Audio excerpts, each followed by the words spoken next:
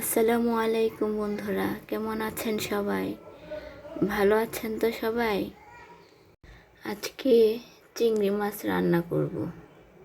চিংড়ি মাছটা সরষের তেল দিয়ে রান্না করব, একটু ভিন্নভাবে রান্না করব। মাছগুলো দিয়ে একটু ভেজে নেব, হালকা করে একটু ভেজে নেব।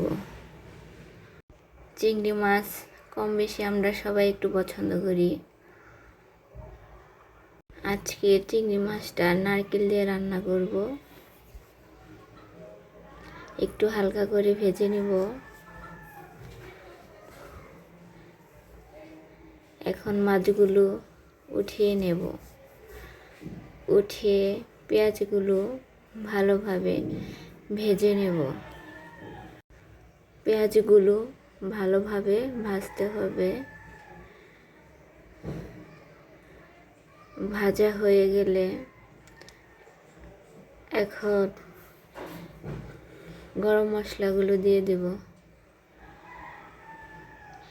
এলাচি, দারচিনি দিয়ে দিলাম। এগুলো দিয়ে আর একটু ভাজতে হবে। রসুন বাটা, আদা বাটা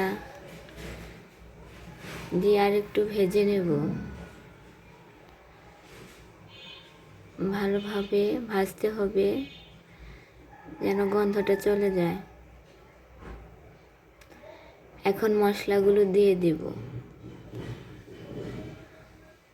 মশলাগুলো দিয়ে একটু ভেজে ভালোভাবে কষিয়ে নেব।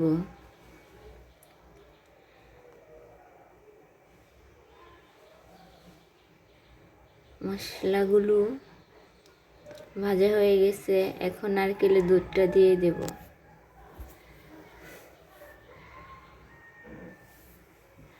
নারকেলের দুধ দিয়ে ভালোভাবে কষিয়ে নিতে হবে। ভালোভাবে নেড়ে চেড়ে দেব। মাছগুলো দিয়ে দিলাম। এখন ভালোভাবে নেড়ে চেড়ে দেব।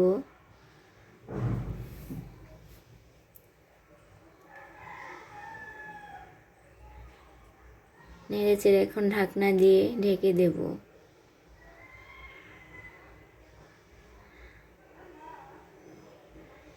ভালোভাবে সিদ্ধ করে নেব। ঘন হয়ে আসছে,